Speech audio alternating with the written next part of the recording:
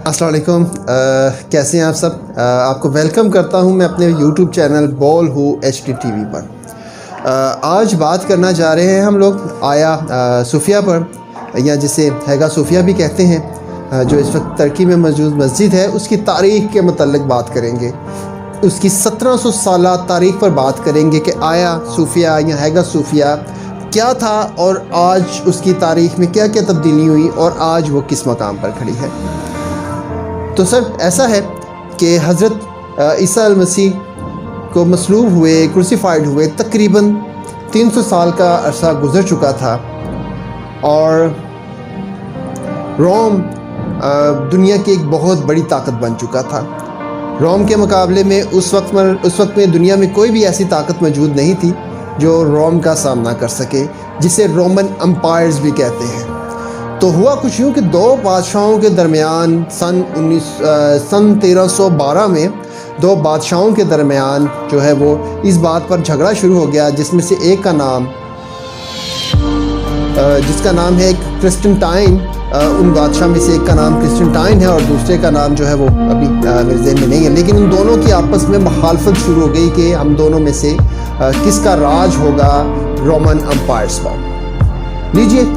سن جو ہے وہ 312 میں ان دونوں کی جو ہے وہ لڑائی کی تیاریاں شروع ہو گئی۔ تو ہوا کچھ یوں کہ جسٹنٹائن جو ہے وہ ایک دفعہ اپنے جو سپاہی تھے ان کے ساتھ بیٹھے تھے، جنگ کی تیاری کر رہے تھے۔ تو کرسٹنٹائن کو کچھ یوں ہوا کہ جیسے وہ ہوا میں آسمان کی طرف دیکھتے ہیں، ایک روشنی چمکتی ہے، اور وہ اس روشنی کو دیکھتا ہے تو اس کو یوں لگتا ہے کہ جیسے یہ روشنی میرے لیے کوئی پیغام لے کر آئی ہے۔ اس کو آسمان پر لکھا ہوا کچھ یوں محسوس ہوتا ہے، اور اس کے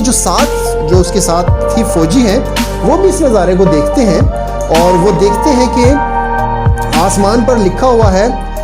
کہ جو تمہیں نشان دکھائی دے رہا ہے، اگر تم ان کو اپنے جو ڈھالے ہیں ان پر لگا لیتے ہو تو یقیناً فتح تمہاری ہوگی۔ وہ نشان کیا تھا؟ وہ نشان تھا صلیب کا نشان، اور اس کے ساتھ بیچ میں ایکس اور پی۔ یہ ہم بہت سی جگہوں پر اس نشان کو دیکھ چکے ہیں۔ اگر ہم جو پرانے ٹائم کی موویز بنی ہیں ان میں بھی جو جنگی معاملات دکھائے جاتے ہیں تو وہ ڈھالوں پر نشان ایسا بنا ہمیں نظر آ جاتا ہے۔ تو خیر اس کو یوں ہوا کہ اس نے وہ نشان دیکھا اور یہ پیغام بھی پڑھا، تو اس کی فوج کے اندر ایک جو ہے وہ یقین پیدا ہو گیا کہ اگر ہم لوگ ایسا کر لیں گے تو شاید ہماری فتح یقینی ہو۔ اور اس نے پھر یوں ہی کیا، اس نے وہ نشان اپنی جو ڈھالیں تھیں، جو اوزار تھے لڑائی کے لیے جو استعمال ہونے تھے، ان پر وہ نشان بنوائے، اور وہ جب جنگ میں شامل ہوا تو بہت آرام کے ساتھ وہ جنگ جیت گیا، اور اس نے بہت آرام سے جو ہے وہ رومن امپائرز کو فتح کر لیا، اور جو اس کے مخالف بادشاہ تھا اور اس کو مار دیا، اور اس طرح سے اس کی جو ہے وہ ایک نئی بادشاہت کا آغاز ہوا۔ ایک شاندار بادشاہ، اب اس کا راج پوری دنیا پر قائم ہو چکا تھا، کیونکہ رومن امپائر پر جو بھی بادشاہ حکمران ہوتا تھا اس کا اثر پوری دنیا پر جاتا تھا۔ اب کچھ یوں تھا کہ اس نے صلیب کا نشان تو دیکھ لیا، لیکن وہاں پر موجود جو کرسچنز تھے آلریڈی، ان کی اکثریت شاید 10% تھی، اور وہ بہت برے طریقے سے رہتے تھے۔ وہاں کے عیسائیوں کے ساتھ بہت برا سلوک ہوتا تھا، ان کے پادریوں کو، ان کے یہاں رہبروں کو وہ جیلوں میں ڈالتے تھے، ہتھکڑیاں لگاتے تھے، اور ان کے ساتھ بہت برا سلوک تھا۔ صرف انہی کے ساتھ نہیں بلکہ جو دوسرے مذاہب تھے، یہودی وغیرہ تھے، ان کے ساتھ بھی ان کا وہی سلوک تھا۔ اس کی وجہ یہ ہے کہ وہ بیگنزم تھے، بت پرست تھے، کسی اور دوسری قوم کو وہ پھلنا پھولنا جو ہے وہ پسند نہیں کرتے تھے کہ یہاں پہ کوئی دوسری قوم جو ہے وہ آباد ہو یا اس کی ترقی ہو۔ لیکن اس جنگ کے بعد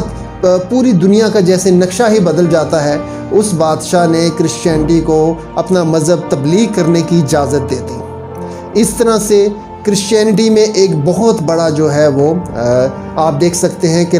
جو ہے وہ تبدیلی آئی، وہیں سے کرسچینٹی پوری دنیا میں پھیلی۔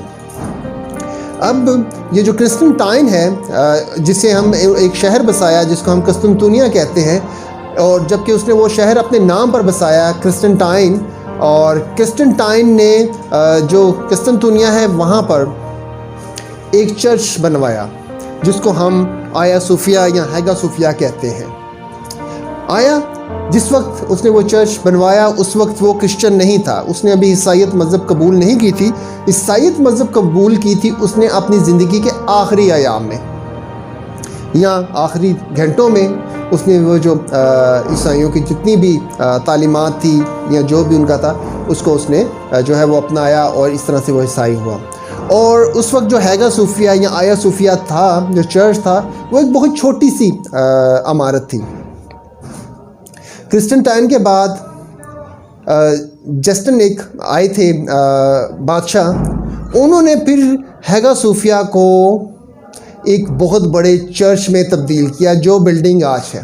اور انہوں نے بہت ماہر انجینئرز کو وہاں پر بلایا، ان سے کام لیا، اور ان کی ایک بہت خاص جو اس عمارت میں دیکھنے والی چیز تھی کہ اس عمارت کے گنبد کے چاروں طرف شیشوں سے اس طرح سے کام کروایا گیا کہ سورج کی روشنی جب ان شیشوں سے ہو کر نیچے آتی تھی تو یوں لگتا تھا جیسے گنبد ہوا میں ہے، اس کے سائیڈوں کے پلرز اور دیواریں غائب ہو جاتی تھیں اس روشنی کی وجہ سے، اور وہ اس وجہ سے پوری دنیا میں مشہور ہو گئی۔ اور یہ اب کرسچینٹی کا ایک بہت مین گڑھ بھی بن چکا تھا۔ ایک بہت بڑا چرچ جو روم میں موجود تھا اب اپنے وہ جو ہے جو ان کا مذہبی نظام ہے وہ اس میں کام اپنا کر رہے تھے۔ اب 1453 میں سلطان فاتح محمد نے قسطنطنیہ کو فتح کر لیا۔ عیسائیوں کو بالکل بھی یقین نہیں آیا کہ یہ کیسے ہو سکتا ہے، کیونکہ رومن امپائر جو ہے ایک بہت بڑی طاقت تھی، اس کو فتح کرنا بہت مشکل تھا، لیکن سلطان محمد فاتح نے اس کو فتح کر لیا۔ اس کو فتح کرنے کے بعد اس نے ہیگا صوفیہ کو مسجد کا سٹیٹس دیا۔ اب جو 1000 سال تک چرچ تھی، چرچ کی بلڈنگ تھی، اب وہ ایک مسجد میں بدل چکی تھی، اور تقریباً 500 سال تک وہ مسجد ہی رہی۔ پہلی جنگ عظیم تک وہ مسجد ہی رہی۔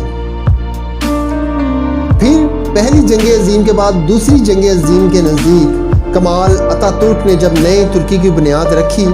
تو اس کے سامنے کچھ نئے چیلنجز بھی تھے، جس میں سے ایک بہت بڑا چیلنج تھا وہ تھا آیا صوفیہ کا، کیونکہ ایک طرف بہت بڑی تعداد یورپی ممالک جو عیسائیت پر مبنی تھی، اور دوسری طرف عرب ممالک تھے جہاں پر بہت زیادہ مسلمان بستے ہیں۔ دونوں طرف سے اس پر ایک بہت بڑا پریشر تھا۔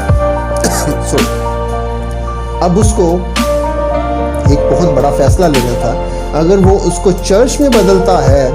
تو مسلمان دوست جو ہیں ان کے جو ممالک ہیں وہ ان کے خلاف جاتے ہیں، اور اگر وہ اس کو مسجد میں بدلتا ہے تو جو کرسچن ممالک ہے ساتھ میں، یورپ جو ان کے ساتھ لگتا ہے، ان کی مخالفت بھی ہے، کیونکہ اس کے ساتھ لوگوں کی بہت زیادہ جو ہے اٹیچمنٹ ہے۔ 1000 سال تک وہ چرچ رہا، اس وجہ سے کرسچینٹی کا بہت بڑا جو ہے وہ کلیم کرتے ہیں اس کو اپنی بلڈنگ کے لیے، اور دوسری طرف 500 سال تک وہ مسجد رہی۔ اسی وجہ سے مسلمانوں کا بھی ان پر بہت زیادہ جو تھا وہ عقیدت ان کے ساتھ منسوب تھی۔ تو کمال اتا ترک نے کیا یوں کہ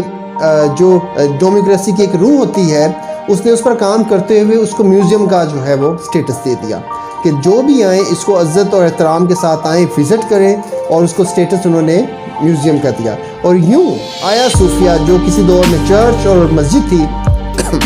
اب وہ جو ہے وہ یہ ایک بلڈنگ ایسی کی شکل اختیار کر چکا ہے جو نہ چرچ رہی اور نہ مسجد، ایک میوزیم کی شکل میں تھا۔ اب اس پر پوائنٹ آف ویو میرا کیا ہے کہ آیا اس کو چرچ رہنا چاہیے تھا یا مسجد یا میوزیم؟ تو کچھ یوں ہے کہ ڈیموکریسی میں ایک پگ آ گئی ہے، پگ ہے پاپولیشن کی، اور یہی وجہ ہے کہ جو ترک کے موجودہ صدر ہیں ان کو شاید چاہیے تھا کہ اگر وہ میوزیم کی شکل میں تھا تو اس کو میوزیم قائم رکھا جاتا، لیکن